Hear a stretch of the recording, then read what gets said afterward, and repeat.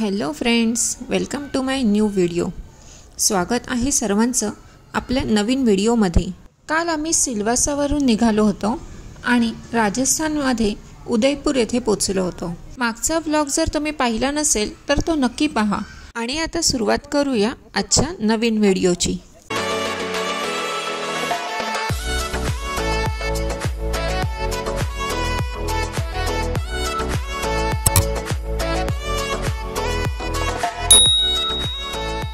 कालच्या पूर्ण दिवसाची ट्रॅव्हलिंग झाल्यामुळे आम्ही आज लेट उठलो होतो आणि मग फ्रेश होऊन उदयपूरला फिरायला निघालो। ब्रेकफास्ट करून आम्ही पहिले पिचोला लेक पाहायला आलो होतो। पिचोला लेकमध्ये आपण बोटिंग करू शकतो। बोटिंगसाठी इथे तिकीट काढावं लागतं। पर पर्सन 400 रुपये तिकीट आहे। साधारण 15 ते 20 मिनिटाची बोट राईड दिली जाते। इथे हे तिकीट काउंटर आहे। इथे तिकीट घेऊन मग पुढे आपल्याला बोटिंगसाठी एंट्री दिली जाते।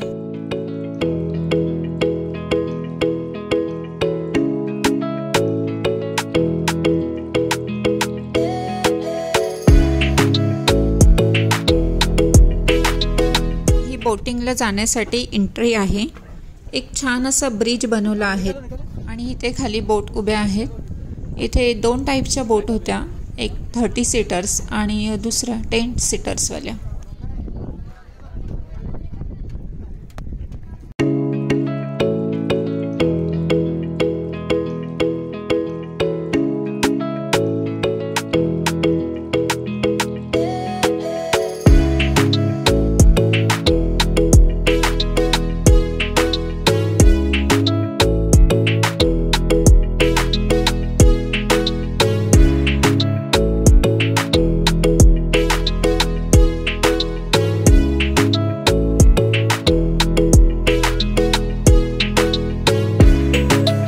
पिचोला लेक आर्टिफिशियल लेक आहे। हा तलाव 1362 मध्ये परमार राजपुतांच्या महाराजांनी बांधला होता। असे म्हटले जाते की लेकवर सूर्यास्ताचा आनंद घेण्यासाठी हा लेक बांधला होता। महाराणा लाखांच्या कारकिर्दीत जवळच्या पिचोली गावावरून ह्या लेकला पिचोला असं नाव पडले। नंतर महाराणा उदयसिंग यांनी ह्या लेकच्या मोहिनीने प्रभावित होऊन लेकच्या काठावर उदयपूर शहराची स्थापना केली आणि बडीमोल प्रदेशात दगडी बांध बांधून लेकचा विस्तारही केला। नंतर कालांतराने तलावाच्या आजूबाजूला अनेक बेटे, राजवाडे, मंदिरे, वाड्या आणि आंघोळीचे घाट विकसित केले गेले, ज्यामुळे ते अधिकच आकर्षक बनले।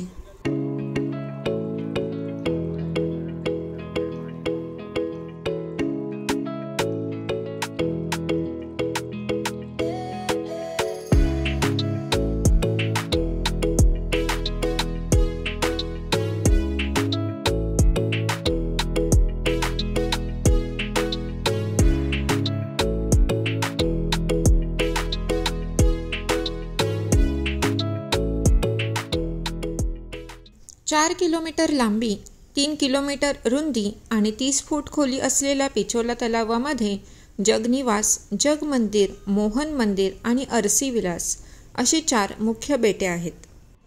जगनिवास हे लेक पॅलेस आता हेरिटेज हॉटेलमध्ये रूपांतरित झाले आहे, तर जगमंदिर हे प्रसिद्ध लेक गार्डनमध्ये रूपांतरित झाले आहे।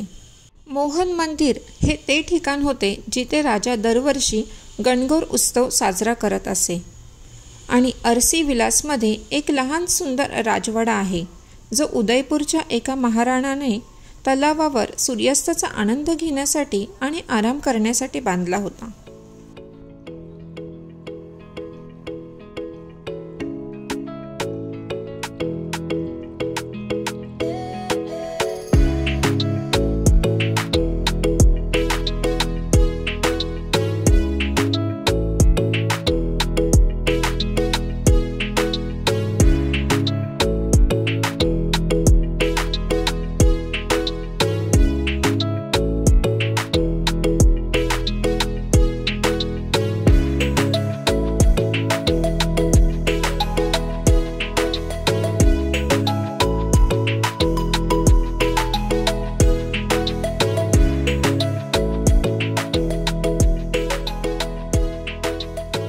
उदयपूरला आल्यानंतर पिछोला लेकला नक्की विजिट करा. त्यानंतर आम्ही एक हँडलूम शॉपमध्ये आलो होतो, जेथे वेगवेगळ्या झाडांपासून बेडशीट, साडी आणि ड्रेसेस बनवले जातात. आतमध्ये कॅमेरा अलाउड नसल्यामुळे मी काही शूटिंग केलं नाही. त्यानंतर आम्ही लंच करायला गेलो आणि मग सिटी पॅलेस फिरायला आलो. सिटी पॅलेसचा इतिहास मेवाडच्या राज्याशी संबंधित आहे. मेवाडच्या राजघराण्याचे 62वे उत्तराधिकारी महाराणा जगतसिंग द्वितीय यांनी 1746मध्ये संगमरवरीने बांधलेला हा राजवाडा 4 एकर बेटावर पसरलेला आहे आणि हा ताजमहल इतकाच प्रभावी असल्याचा दावा केला जातो. सिटी पॅलेसची स्थापना 16व्या शतकात सुरू झाली. हे स्थापन करण्याचा विचार एका संत महाराजांनी महाराणा उदयसिंग यांना दिला होता. हा सिटी पॅलेस 400 वर्षांमध्ये बनलेला राजवाड्यांचा समूह आहे, जे बनवण्यासाठी 22 वेगवेगळ्या राजांचं योगदान आहे. सिटी पॅलेस व्हिजिट करण्यासाठी सर्वात पहिले एंट्री तिकीट घ्यावे लागते. अडल्टसाठी 450 रुपये एंट्री तिकीट आहे आणि जर तुम्ही स्टुडंट असाल तर स्टुडंट ID वर 200 रुपये एंट्री तिकीट आहे. तर आम्ही पूर्ण 450चं तिकीट घेऊन निघालो होतो. सिटी पॅलेसच्या मुख्य भागामध्ये जवळपास 11 राजवाडे आहेत, जे एक्सप्लोर करण्यासाठी ही एंट्री आहे. 1962 फूट उंचीवर स्थित सिटी पॅलेस सिसोदिया राजपुतांच्या 22 पिढ्यांनी 1559 सालापासून सुरू केलेल्या विस्तृत कालावधीत बांधले. महाराणा उदयसिंग आणि इतर महाराणांनी या प्रभावी बांधकामासाठी महत्त्वपूर्ण योगदान दिले आहे.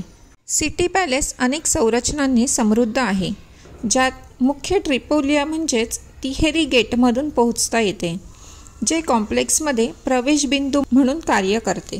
आमच्या लिटल सिंगमची ही छोटीशी क्लिप एन्जॉय करा. Hello everyone, my name is Ridhan. This is one video. See, there is one big lake and we are at City Palace. The City Palace is so big and now we are going to go there. Come.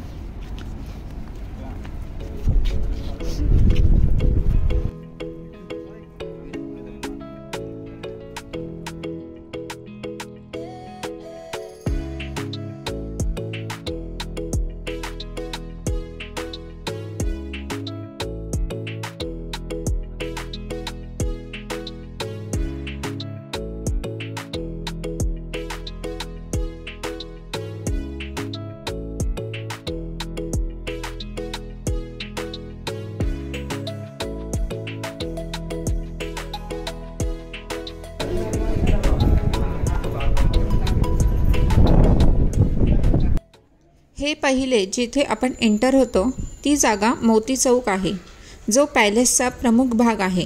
मोती चौकमध्ये सर्व महाराणांचा इतिहास क्रमानुसार दाखवला आहे. इथे मेवाडमधील सर्व महाराणांनी केलेल्या विकासाची डिटेलमध्ये माहिती दिली आहे. ती तुम्ही रीड करू शकतात.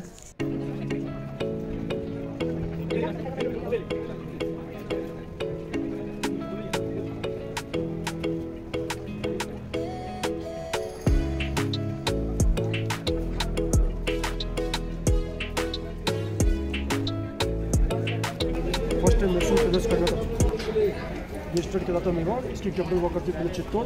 इसी फैमिली में राजा उदय सिंह 1553 में फतेह सागर झील पर सिटी का फाउंडेशन रखा, नाम रखा उदयपुर. लेकिन 1559 में वो कुल देवता के मंदिर के लिए निकल रहे थे. अचानक पीछे मुड़े, पहाड़ी पर से धुआं दिखाई दिया. ऊपर पहाड़ी पर पहुंचे. पहाड़ी पर एक साधु महाराज मिले, गोस्वामी प्रेमवीर जी. उनके आशीर्वाद से राजा साहब ने यहाँ से मैल शुरू किया. सबसे पहले एक मंदिर बनवाया, जो ऊपर देखेंगे धूनी माता जी का मंदिर. 3-4 कमरे बनवाए. उनके बेटे महाराणा प्रताप 25 साल लगातार युद्ध करते रहे. इस महल में कुछ बनवाया नहीं. महाराणा प्रताप के बेटे अमर सिंह उन्होंने वापस महल शुरू किया. जनरेशन बाय जनरेशन 22 राजा होते गए, महल बनता गया. इस महल को बनने में लग गए 450 साल. कितने? 450 साल है ना. 22 राजा ने अपने साउंड में इसको बनवाया. अभी राजा साहब अरविंद सिंह जी मेवाड़ इसी महल में रहता है ना. 51 ईयर्स के थे. 3 बच्चे, 2 बेटे, 1 बेटा. उनके बेटे लक्षराज सिंह जी. सिंह जी 24 जनरेशन. 24 अच्छी डिग्री आपको. Yes.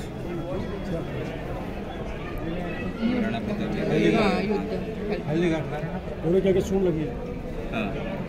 घोड़े के आगे ये लड़ाई हुई थी 18 जून 1576। इधर राजा था महाना प्रताप, उधर राजा अकबर लड़ने आया नहीं। उसका सेनापति है मान सिंह, हाथी पर बैठ कर। हाथी सूंड में क्या थी? तलवार। तो इसको हाथी को कंफ्यूज करने के लिए घोड़े के आगे लगाई सूंड। तो जैसे ही घोड़ा हाथी के सामने पहुंचेगा, हाथी क्या समझेगा बच्चा हाथी है, ऐसा सोच कर हमला नहीं करेगा। लड़ाई में राणा प्रताप जी का घोड़ा चेतक दोनों पैर हाथी के सिर पर रखता है। राणा प्रताप हमला करते हैं, मान सिंह छुप जाता है। हाथी सूंड घुमा देता है, चेतक का पाँव पड़ता है। चेतक राजा को लेकर यहाँ निकलता है। तब महाराणा प्रताप की जगह लेते हैं उनके सेनापति झाला मान सिंह, जो उनके हमशक्ल होते हैं। खुद लड़ाई में आकर आदिवासी को लेकर हमला करते हैं मान सिंह की सेना पर। चेतक घोड़ा निकलता है, देखिए टांग कटी हुई है। 5 किलोमीटर दौड़ता है, 22 फीट चौड़े में जंप करता है। मंदिर के पास जाकर चेतक घोड़े की डेथ हो जाती है कि भाई किसी कुछ गलत फिल्म होती है, मान सिंह से मिल जाते हैं। भाई को मुसीबत में देखते हैं, पीछे पीछे भाई के पास पहुँचते हैं, उनसे माफ़ी मांगते हैं। अपना घोड़ा देखकर राणा प्रताप को कैंप में भेजते हैं। दोनों राजाओं के कैंप से 8 घंटे लड़ाई चली। सनसेट तक इसकी मिट्टी का रंग अधिक तरफ पीला, इसलिए नाम निकाल दी घाटी। यहाँ से 45-45 किलोमीटर दूर लड़ाई में जीती महाराणा प्रताप की। बाद में गार्डन देखा ना, गार्डन उसका ओरिजिनल फोटो है, गार्डन है वो भी लगा है 92 में। उसका ओरिजिनल फोटो आम पब्लिक आती है, कॉलेज के कार्यक्रम होते हैं, आजकल शादी पार्टी शूटिंग के लिए किराए पर जाते हैं ना।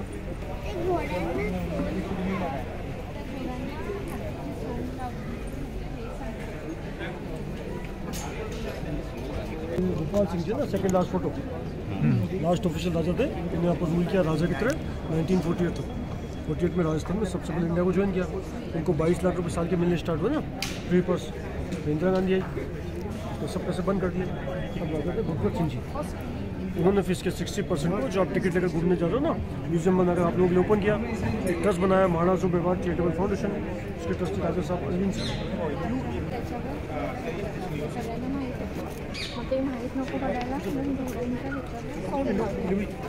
ऊपर सोलर रूम में डाल सकते थे 55 तक, तब तक कैप्चर महल तक 1960 में म्यूजियम में कन्वर्ट हो गया।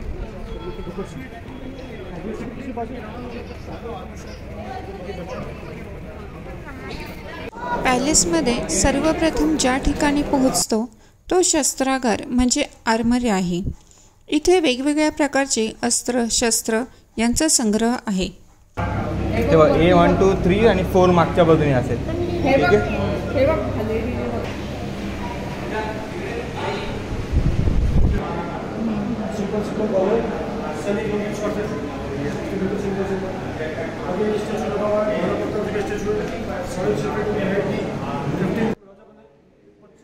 आता आपण आर्मरीच्या अशा सेक्शनमध्ये पोहोचलो आहोत जेथे महाराणा प्रताप यांच्या ओरिजिनल शस्त्रांचा संग्रह केला गेला आहे. हा अंगारखा, 2 तलवार आणि हा भाला हे महाराणा प्रताप यांचे पर्सनल वेपन्स होते. यांचे हे ओरिजिनल वेपन्स आहेत. हे सर्व महाराणा प्रताप स्वतः वापरत होते.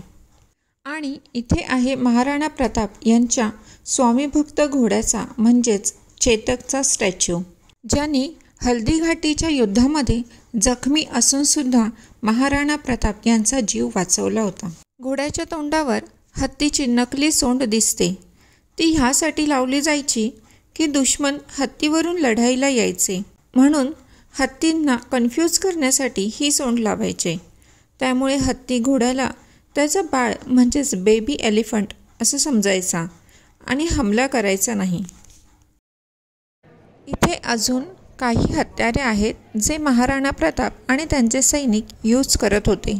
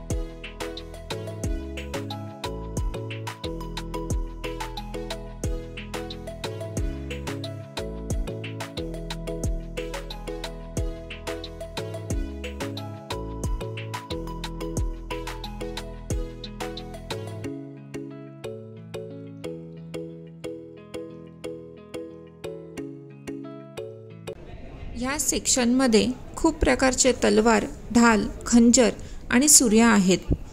परंतु ह्या सर्वांमध्ये स्पेशल आहे ते म्हणजे ह्या ढाल.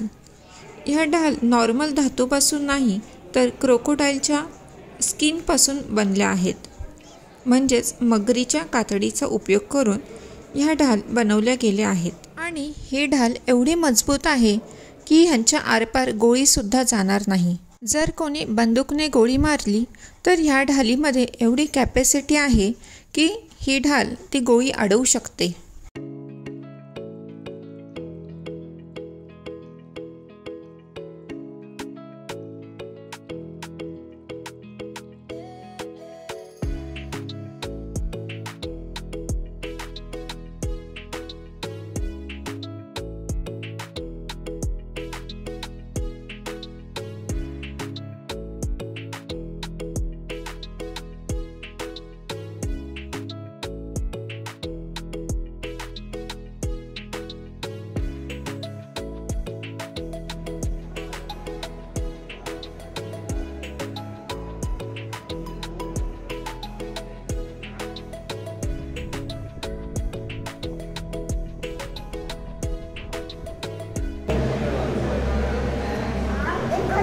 ढाल आहे, ढालीला 4 ढाल आहेत. ते सगळं जे ठेवले ते तलवार, सुरी प्लस गन आहे. आता हे बघ, तलवार प्लस गन, ही तलवार प्लस त्याला 2 गन. पुढे गन दिसते का ही होलवाली, आणि बॅक साईड ही पण तशीच आहे.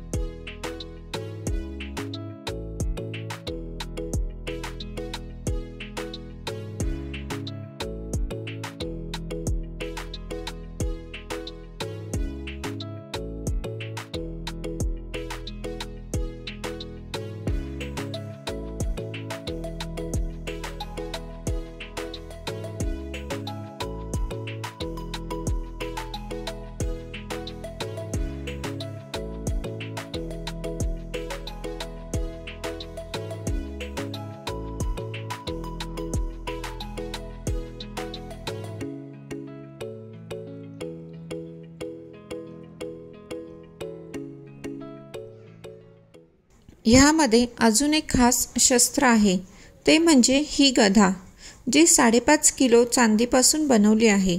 सोबतच ह्या शस्त्रागारमध्ये काही तलवार आणि काही हत्यारे असे आहेत ज्यामध्ये प्युअर सोनं वापरलं आहे.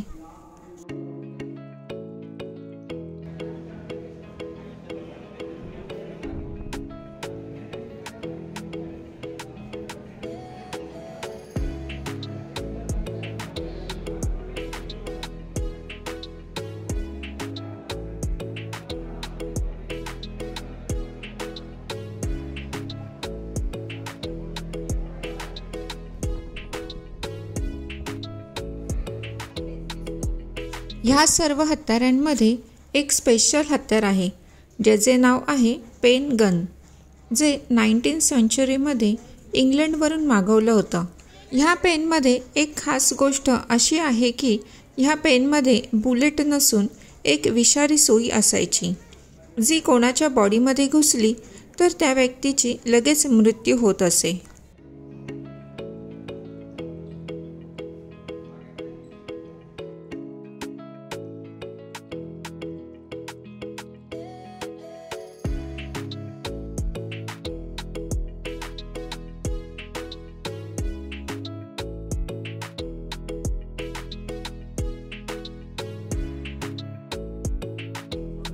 आता आपण पॅलेसच्या दुसऱ्या सेक्शनमध्ये आलो आहोत, जेथे आपल्याला गणपती बाप्पांचं दर्शन होतं. बाप्पांची स्थापना महाराणा करण सिंग यांनी केली आणि हे आजूबाजूला जे पण ग्लास वर्क दिसून येते ते ग्लास बेल्जियममधून मागवले होते आणि ह्याला पच्चीकारी असं म्हणतात. तसेच हे टाईल्स जे दिसत आहेत त्यांना व्हिक्टोरिया टाईल्स म्हणतात आणि हे 1920मध्ये इंग्लंडमधून मागवले होते. आत्ता ज्या अंगणमध्ये आपण पोचलो आहोत त्याला राज अंगण असं म्हटले जाते. जेवढे पण राज्य अभिषेक होत होते ते सर्व ह्याच ठिकाणी होत होते. पण ह्या ठिकाणाची अजून एक खास गोष्ट अशी आहे की इथे एक प्रसिद्ध मंदिर आहे गोस्वामी प्रेमगिरी महाराज यांचे. आशीर्वाद से महल बनना शुरू हुआ तो सबसे पहले मंदिर बनवाया धोनी माता जी का मंदिर. फिर आगे जाके राजाओं का महल बनता गया. राज राजा भोपाल सिंह जी इनका यहाँ पर राज्याभिषेक हुआ 1930. वो भगवत सिंह जी है ना, इन्होंने इसको म्यूजियम बनाया 1969 में, जो अपन देखने जा रहे हैं. जब ये पूरा कंप्लीट हो गया तो इसका नाम रखा नौ चौकी महल. तो 16 खंभों के ऊपर है, छत के ऊपर 9 पार्ट में डिवाइड है. 9 चौकी महल 16 खंभों के ऊपर है ना, छत की तरफ देखोगे ना 9 पार्ट में डिवाइड है. 2 स्क्वायर. महाराणा उदयसिंग जेव्हा शिकारीसाठी ह्या ठिकाणी आले होते तेव्हा हे ऋषी महाराणांना इथेच भेटले होते आणि उदयपूरची स्थापना करण्याचा उपदेश दिला होता. त्यानंतर महाराणा उदयसिंग यांनी 1559मध्ये बांधकामाची सुरुवात ह्याच ठिकाणावरून केली. हे आहे ऋषींचे मंदिर आणि मग मागे जो रूम दिसत आहे तो त्यांचा रूम आहे असं म्हणतात. म्हणजे एकंदरीत पाहिलं तर हे आहे सिटी पॅलेस उदयपूरचे पहिले कन्स्ट्रक्शन.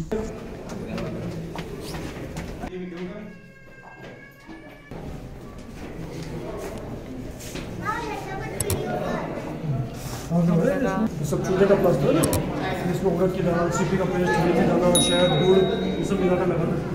ओरिजिनल 1620 में उड़द की दाल, सीपी का पेस्ट, मेथी दाना, शहद, गुड़, गोंद ये सब मिलाकर लगा था. आता हे जे कुंडनुमा स्ट्रक्चर जे दिसत आहे त्याला लखुकुंड बोलतात, जे की एका सिंगल पीस मार्बलपासून बनवलेले आहे.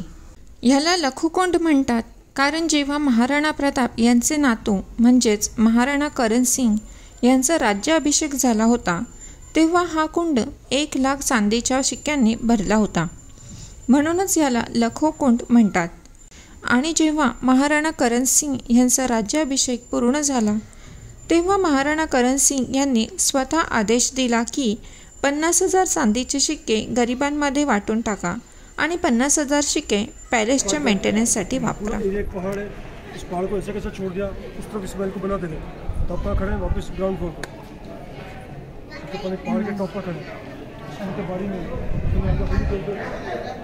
दूसरा दरवाजे छोटे खड़े हो जाए, दुश्मन की सैनिक एक साथ नहीं घुस पाए, सैनिक लंबा तलवार बंदी लंबी खड़े वापस ग्राउंड फ्लोर पर.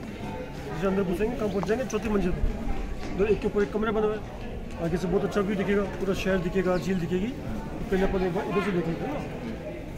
हा राजवाडा व्हाईट संगमरवरीपासून बनला आहे, पण कालांतरानुसार ह्याचा कलर थोडा डार्क झाला आहे. हा राजवाडा बांधण्यामागे 2 कारण होते. एक म्हणजे गरमीच्या सीझनमध्ये राजपरिवाराचे लोक येथे आराम करू शकतील आणि थंडीचा अनुभव घेऊ शकतील. आणि दुसरं कारण म्हणजे होळीचा सण साजरा करण्यासाठी इथे मध्ये एक कुंड बनवला आहे. तेथे वेगवेगळे कलर भरून राजघराण्याचे लोक होळी सेलिब्रेट करायचे. यहाँ से ठीक सामने आपको दिखेगा जगदीश मंदिर, भगवान जगन्नाथ जी का, विष्णु भगवान जी का मंदिर है. 250 साल पुराना मंदिर. तो जैसे आप नीचे देखोगे 2 आर्टिफिशियल हाथी दिखेंगे आपको. पब्लिक एंटरटेनमेंट भी हो जाए और हाथों की एक्सरसाइज भी हो जाए. तो एलिफेंट फाइट हुआ करती, एक हाथी इस तरफ एक हाथी इस तरफ, दीवार के ऊपर से दोनों सूंड से पकड़कर एक दूसरे को दीवार की तरफ खींचते हैं. जिस हाथी का पाँव पहले दीवार को टच करता वो हाथी हार जाता. लास्ट फाइट हुआ 1951, एनिमल एक्ट लागू हो गया, काले हाथी की लड़ाई बंद, इस सफ़ेद हाथी की लड़ाई चालू संसद में नेताओं की.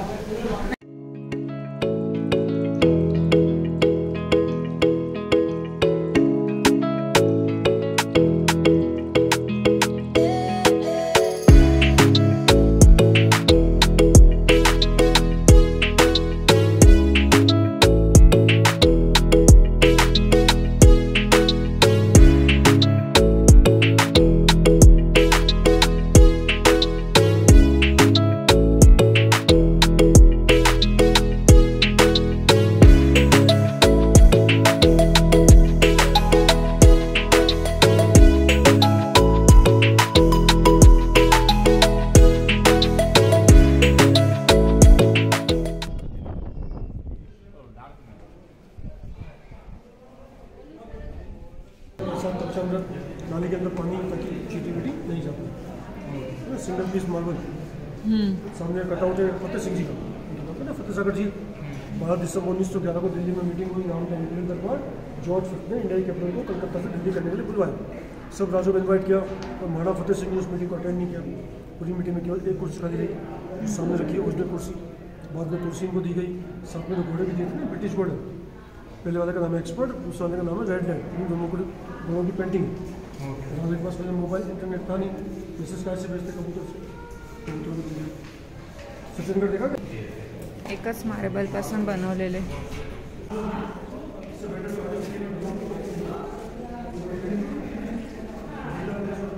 ह्या राजवाड्याची ही खास सुंदर जागा आहे, जिथे रंगबेरंगी काच दिसून येतात आणि महाराणा फतेह सिंग यांचा एक स्टॅच्यू पण आहे। फतेह सागर लेकचा निर्माण महाराणा फतेह सिंग यांनीच केला होता।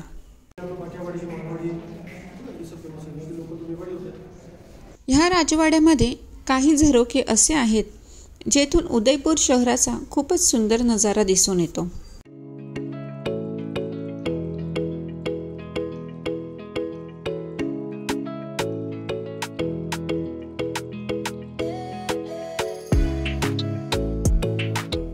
हे सिटी पॅलेसचे एरियल स्ट्रक्चर आहे, जे की जहाजाच्या शेपसारखं दिसतं। म्हणजे जर हे वरून पाहिलं तर शिपसारखं दिसतं। ह्याचा जो 40% एरिया आहे तो प्रायव्हेट प्रॉपर्टी आहे, ज्यामध्ये हॉटेल आहे आणि रॉयल फॅमिलीचा निवासस्थान आहे। आणि 60% एरिया आहे तो पब्लिक एरिया आहे, ज्यामध्ये आपण फिरू शकतो। सचिनगढ़ मॉनसून पैलेस, राजाओं का समर पैलेस था जो अपन आगे से देखेंगे। 5 स्टार होटल ताज पैलेस, जग मंदिर आइलैंड। ये राजा का कौन सा समर पैलेस गर्मी का महल। अच्छा, गर्मी में ना मॉनसून समर घूमने में क्या। जग मंदिर आइलैंड बड़ी बड़ी डेस्टिनेशन रेडिंग होती है ना। फर्स्ट हुई थी रवीना टंडन, गोवती की बेटी, आर के मार्बल, केतान उत्तम चक्रवाल। बट वो जग मंदिर किसने बनवाया था? राजा जगत सिंह ने, करण सिंह जी ने बनवाया था 1620। गार्डन है, मंदिर नहीं है, उसका मंदिर है, सिर्फ गार्डन है ना। मतलब वो ये था इसके मतलब जगह थी वैसी या वहाँ आइलैंड थे, सब मैन मेड आइलैंड थे, सब लेके राजा ने बनवाई। आइलैंड छूटे हुए थे, आइलैंड के ऊपर बना दीजिए, है ना। ये फिर जगत सिंह जी बनवा था 1734 से 51 के बीच में, तब नाम था जग निवास। 1971 में लीज पर दिया, नाम पड़ गया ताज देख पैलेस, है ना। बाकी ये सब नए बने। ओके, ठीक है, काम चल रहा है, अंडर कंस्ट्रक्शन। 2000 में बना उदय विलास। हे शिपच्या आकाराचं हे बोटीच्या आकाराचा आपण आलोय ते।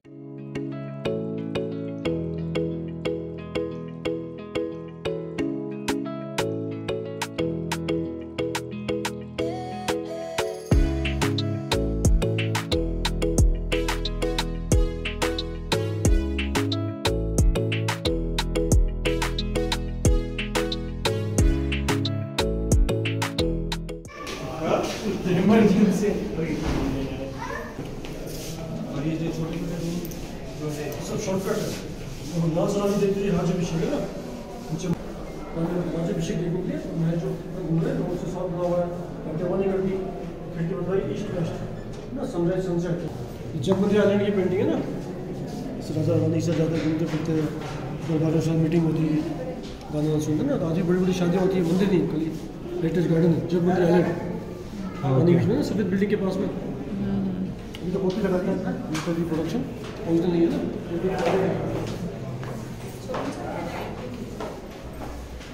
ह्या राजवाड्यामध्ये आपण हे पाहू शकता ग्लासचे विंडो, जे साधारण 250 वर्षापूर्वी बेल्जियममधून मागवले होते। आणि हा आहे शीश महल, जो राजस्थानचा एकमात्र असा शीश महल आहे, ज्याचे फ्लोरसुद्धा काचपासूनच बनवले आहे। शीश महल बनवण्यामागचा उद्देश असा असायचा की कमी प्रकाशमध्ये सुद्धा जास्त उजेड दिसेल। आणि अजून एक इंटरेस्टिंग गोष्ट म्हणजे शीश महलचे दरवाजे हत्तीच्या दातापासून बनवले आहेत। 1770 में राजा भीम सिंह जी, अंदर जितनी पेंटिंग है, इन्हीं की पेंटिंग है, वो भी बनी दीवार के ऊपर। आर्टिस्ट है चौका बख्ता पिता पुत्र, जैसा प्रोग्राम देखते हो पेंटिंग वाला दीवार के ऊपर सब ये लोग चमकता देखिएगा, प्योर गोल्ड। एक तरह से पूरा एल्बम बता रहा महाराणा भीम सिंह जी का भित्ति चित्र तरह से बनी हुई है।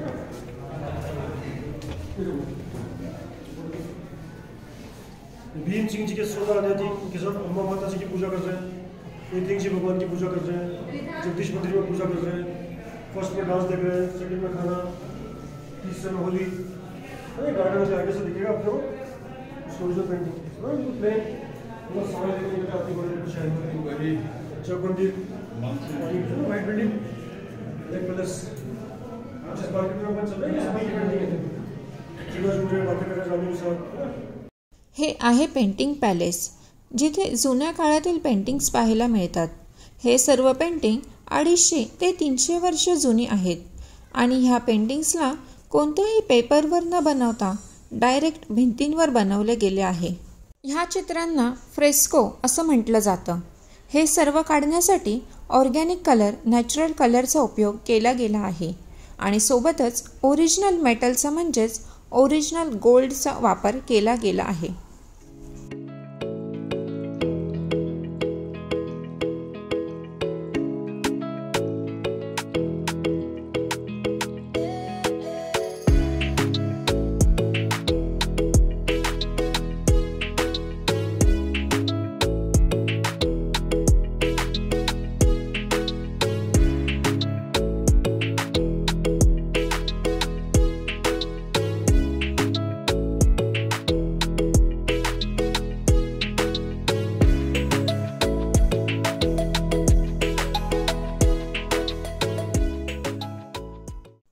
पेंटिंग पॅलेस नंतर आपण पोहोचतो तो बादल महलमध्ये, जो की सिटी पॅलेस उदयपूरचा सर्वात उंचीवर बनलेला महल आहे। या ठिकाणावरून पूर्ण उदयपूर सिटी दिसते।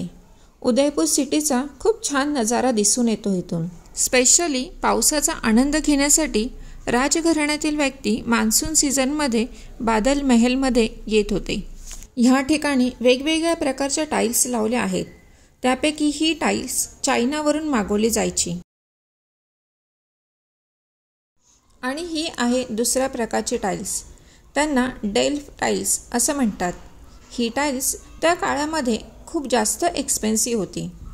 या टाईल्सला हॉलंडमधील डेल्फ सिटीमधून मागवत होते।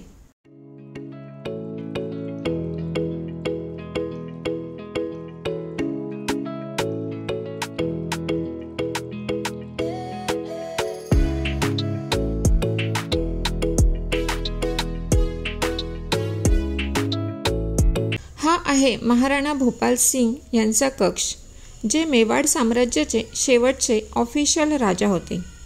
शेवटचे ऑफिशियल म्हणजे जेव्हा आपला देश स्वतंत्र झाला होता त्यानंतर राजेशाही संपली आणि आपल्या देशात डेमोक्रेसी आली, म्हणून महाराणा भोपाल सिंग यांना मेवाडचे शेवटचे ऑफिशियल राजा असे मानले जाते।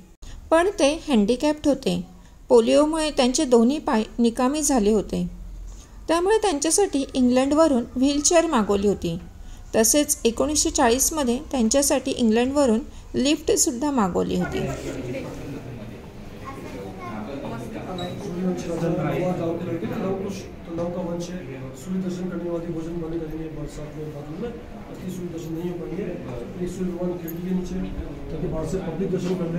भोपाल सिंह जी यहाँ बैठकर सूर्य पूजा करते थे, उनको सूर्य दर्शन नहीं हो पाते, अंदर सूर्य भगवान है उनके पास सोने की पट्टी श्री राम सोने की सूर्य पेंटिंग सूर्य भगवान का नीचे। इथे आहे सोन्याचा सूर्य।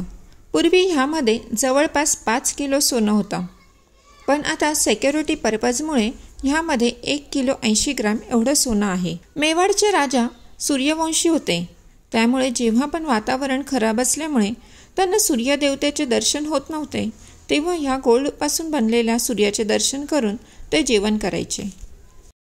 हा आहे मयूर चौक, जो की सिटी पॅलेसचा खूप सुंदर भाग आहे। मयूर चौकचा 2 खास गोष्टींसाठी वापर करत होते।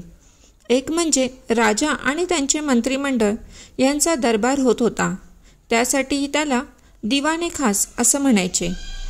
आणि याचा दुसरा उपयोग राजा आणि राणी हे वरती बसून नृत्याचा आनंद घेण्यासाठी करत होते।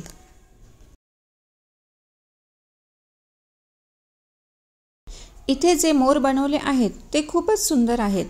त्यामध्ये जी काच वापरली आहे ती मोस्टली बेल्जियममधून मागवली होती आणि जे ब्ल्यू कलरची काच होती ती अफगाणिस्तानमधून मागवली होती। ओके तर फ्रेंड्स, आजचा व्हिडिओचा एंड इथेच करते। व्हिडिओ आवडला तर लाईक करा, शेअर करा आणि सबस्क्राईब करायला विसरू नका। बाय।